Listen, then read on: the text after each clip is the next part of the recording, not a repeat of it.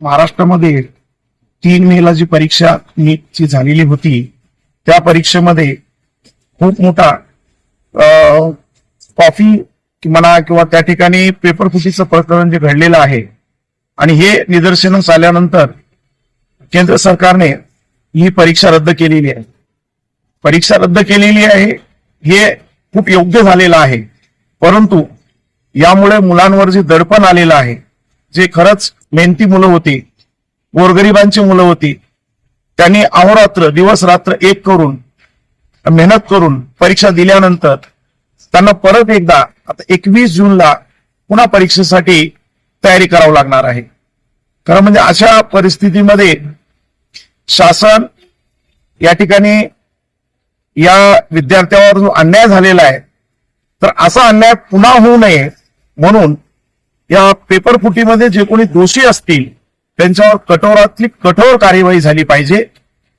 आणि ही कारवाई करत असताना एखाद्या क्लास संचालकाने गुन्हा केलेला आहे किंवा या गुन्ह्यात अडकलेला आहे म्हणून बाकी इतर जे क्लास आहेत त्यांना दोषी न धरता किंवा बाकीच्या क्लासेसवर कुठल्याही प्रकारचं दडपण निर्माण न करता क्लासेस परत एकदा सुरळीत राहणार आहेत आणि क्लासेसवर शासन कुठल्याही प्रकारचं जे दोषी नाहीत त्यांना विनाकारण त्यांच्याबद्दल कुठल्याही प्रकारची बदनामीकारक अशी विधान किंवा वाक्यप्रयोग होऊ नये अशी आमची अपेक्षा आहे. मग शिवराज मोठेगावकर सर यांचे लातूरमधून क्लासेस सुरू झाल्यानंतर संपूर्ण महाराष्ट्रात 7-8 ठिकाणी क्लासेस आहेत, परंतु पेपर फुटीमध्ये जेव्हा त्यांचं नाव आलं त्यावेळेस आम्ही कोचिंग क्लासेस संघटनेच्या मार्फत सुरुवातीला त्यांची फक्त सीबीआय इन्क्वायरी सुरू असल्यामुळं आम्ही कुठल्याच पद्धतीचं निदर्शनही केलं नाही, त्यांच्याबद्दल निषेध सुद्धा व्यक्त केलेला नव्हता.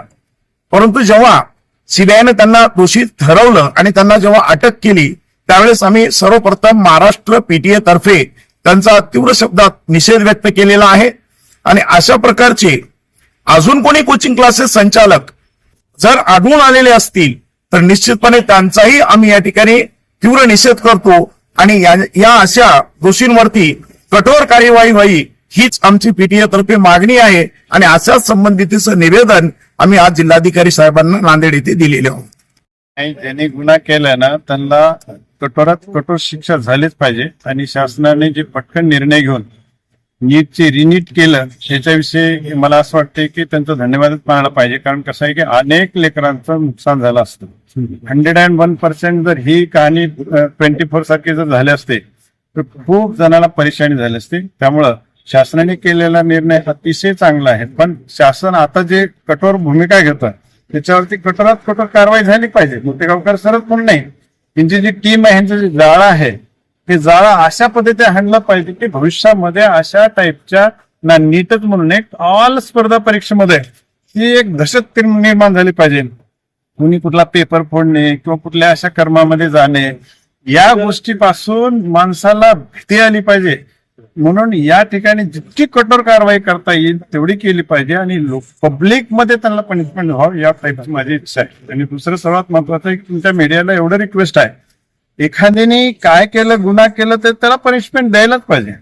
पण आज महाराष्ट्रातल्या या सर्व कोचिंगच्या लोकांनी किंवा ऑल ओव्हर इंडियाच्या लोकांनी रात्रंदिवस रक्त हे करून आटून या एज्युकेशन साठी खूप प्रयत्न करतात. एवढं मात्र लक्षात ठेवायला पाहिजे की ज्याच्यामुळे तुम्ही ही जी स्टेटमेंट करायला लागलेत कोचिंग क्लासेस माफिया आहे असले आहे असले एवढे वर्ड काढावं असं मला वाटतंय. कारण कसं आहे माफिया ह्या त्या गोष्टी असतात ना ह्या क्षेत्रामध्ये येत नाहीत मला असं वाटतं 101%. त्यामुळं चुकलं तिथं 100% पनिशमेंट द्यावं. आज आम्ही रियालिटीमध्ये सांगतो सगळ्या टाईप रिअल मध्ये विशेष म्हणजे पालक या ठिकाणी जीएसटी भरतो. म्हणजे ह्यात विशेष असा आहे की पालक स्वतः एक तर शिकवायला पैसे बी देतो आणि आमच्या लेकराला शिकवू द्या म्हणून गव्हर्नमेंटलाही पैसे देतो. आणि या ह्याच्यामध्ये कुठल्या प्रकारचा असं निगेटिव्हिटी फैला करून पालकांमध्ये किंवा विद्यार्थ्यांमध्ये भ्रम तयार होऊ नये. छानपैकी जे पूर्वी चालणार होतं तसं चालायला पाहिजे. ही कोचिंग फक्त नीट साठीच नाहीये, ही ज्या काही ऑल ओव्हर स्पर्धा परीक्षा आहेत ह्या फक्त स्पर्धा परीक्षा कोचिंग सेंटरमुळे चालतात ह्या सगळ्यांना माहिती असली पाहिजे. मग ती युपीसीची असेल, एमपीसीची असेल, ऑल टाईपच्या एक्झाम असतील. पण त्या लोकांना, त्या लेकरांना डिप्रेशन येऊ नये ह्याची दक्षता सर्व मीडियाने घ्यावी एवढी माझी रिक्वेस्ट आहे. कारण कसं आहे, आज जर थोडक्यात काय वाटतं की एखाद्याला आपण टॉर्चर करत असताना अनेकांना जर अनेक वेगवेगळे शब्द जर बोलायला लागले, त्या लोकांनी काहीतरी मेहनत करून हे कमवलेलं नाव आहे. शासन खूप छान आहे, शासन परीक्षा घेतं, पण परीक्षा घेण्यासाठी जेवढी काही मदत लागते ऑल ओव्हर या स्पर्धा परीक्षेला फक्त ह्या लोकांची बी तेवढीच मेहनत आहे हे सगळ्यांना माहित आहे. म्हणून मीडियाच्या लोकांना परत मी रिक्वेस्ट करतो, प्लीज अशा माफिया ह्या त्या वर्डिंग वापरू नका. तुम्हाला काही चौकशी करायची असेल तर प्रामाणिकपणे सगळ्यांची चौकशी करू द्या, त्यात काही प्रॉब्लेम नाही. पण एखादं केलंय म्हणून तुम्ही या गोष्टी जर सगळ्यांना लागत असाल तर मला थोडंसं वाईट वाटतं. बाकी काहीच नाही. धन्यवाद. तुमच्या पाठ्यामागून मला सर्व जनतेला सांगायचं आहे की एक व्यक्ती जर दोषी निघत असेल तर सर्वांना दोषी धरू नये, मला असं वाटतं.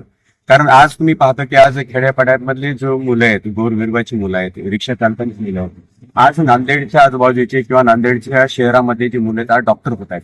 त्याचं कारण म्हणजे काय की आज क्लासेसवाल्यांनी जी काही मेहनत घेतलेली आहे त्या मेहनतीमुळे आज पूर्ण महाराष्ट्रामधून आज पूर्ण सगळ्यांची मुलं आज डॉक्टर होत आहेत.